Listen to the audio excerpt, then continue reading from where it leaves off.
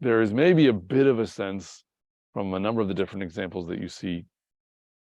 where Amalek is mentioned in Tanakh, that Amalek often comes alongside another kind of more closely related nation, meaning if you look in the genealogies of Tanakh, like Midian was the son of Abraham, and Esav, from whom we see Amalek coming originally,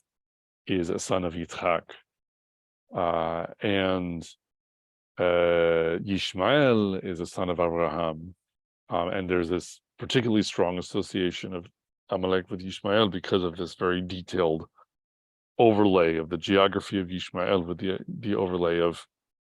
with the geography of Amalek. And so I think that maybe there is a bit of an element of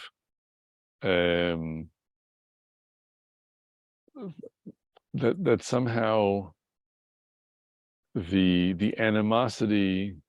comes from ideological competition that has a kind of supersessionist quality to it. So, like, for example, Christianity and Islam, each in their way and in their time, have articulated themselves as having sort of improved on the Torah that was given to the Jews, and sort of established a new center of authority in a religious framework that, in their view, still is the same as the Judaic one, but it's sort of been new and improved, or taken to another level, or whatever it is. And that is a different thing than just like a completely foreign nation with a completely different ideological system just kind of coming in and saying, oh, we want to steal from you, or we want you to be our slaves, or what have you. So, like, when in Tanakh, someone like Sennacherib or Nebuchadnezzar comes in and is just, one of many people in the ancient world who is trying to build an empire, you got to send your armies around, conquer people, collect taxes from them after subjugating them and making them your slaves or suzerains, whatever. So that kind of practice seems less to be identified somehow with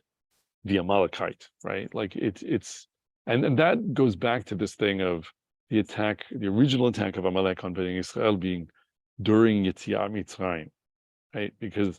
it was about the birth of the nation of Am Yisrael and their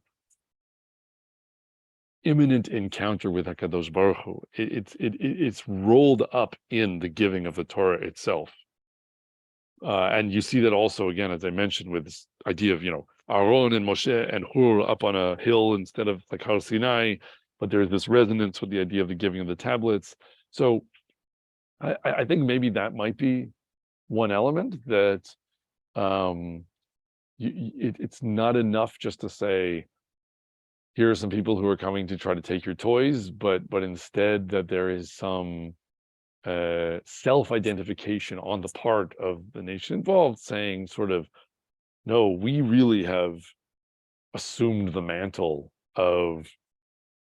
biblical religion, or assumed the mantle of Avraham Avinu, or what have you, and that